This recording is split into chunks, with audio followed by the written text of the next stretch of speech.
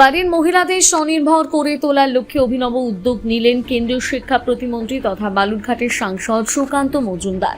শুক্রবার বিকেলে বালুরঘাট মিউজিয়াম সংলগ্ন এলাকায় আয়োজিত এক অনুষ্ঠানে জেলার 1000 মহিলার হাতে সেলাই মেশিন তুলে দেওয়ার কর্মসূচির সূচনা করা হয়। CSR ফান্ড এবং NTPCর সহযোগিতায় এই উদ্যোগ বাস্তবায়িত হচ্ছে। অনুষ্ঠানে কেন্দ্রীয় মন্ত্রী সুকান্ত মজুমদার আনুষ্ঠানিকভাবে সেলাই মেশিন বিতরণ কর্মসূচির উদ্বোধন করেন। এদিন প্রথম পর্যায়ে 500 জন মহিলার হাতে সেলাই মেশিন তুলে দেওয়া হয়। বাকি 500টি সেলাই মেশিন পরবর্তী পর্যায়ে বিতরণ করা হবে। অনুষ্ঠানে উপস্থিত ছিলেন বালুরঘাটের বিধায়ক বিদ্যুৎ কুমার রায়, NTPCর অ্যাসিস্ট্যান্ট ম্যানেজার সুব্রত সেনগুপ্ত, প্রশাসনের আধিকারিক এবং অন্যান্য বিশিষ্ট ব্যক্তিরা।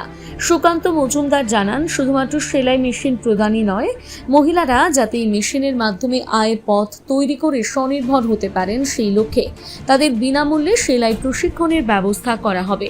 এতে মহিলাদের পাশাপাশি তাদের পরিবারও আর্থিকভাবে স্বাবলম্বী হতে পারবে বলে তিনি আশা প্রকাশ করেন।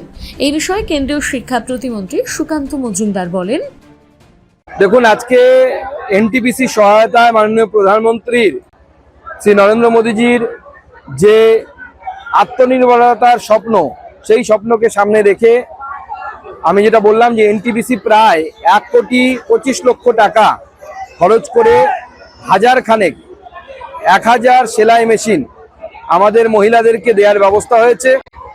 তার 500 আজকে আমরা এখান থেকে বিতরণ করছি, আগামী দিনে আরো 500 বিতরিত করা হবে। আমি NTPC-কে প্রথমে ধন্যবাদ জানাবো এই বিপুল পরিমাণ অর্থ CSR ফান্ডে স্যাংশন করার জন্য।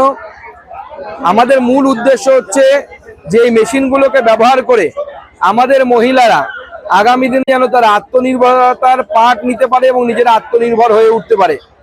আমি জেলা প্রশাসনের উপস্থিত অফিসারদেরকে ধন্যবাদ জানাবো।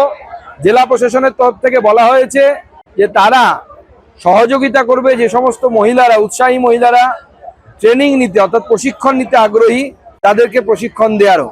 আজকে এই অনুষ্ঠানে বালুরঘাটের বিধায়ক থেকে শুরু করে আমাদের ADM সাহেব, BDO, এছাড়াও SDO সাহেব এবং অন্যান্য আধিকারিকরা, CMI সাহেব থেকে শুরু করে অন্যান্য আধিকারিকরা উপস্থিত ছিলেন। তাদের সকলকে ধন্যবাদ। বালুরঘাট থেকে রিপন ভৌমিকের প্রতিবেদন, নিউজ টুডে।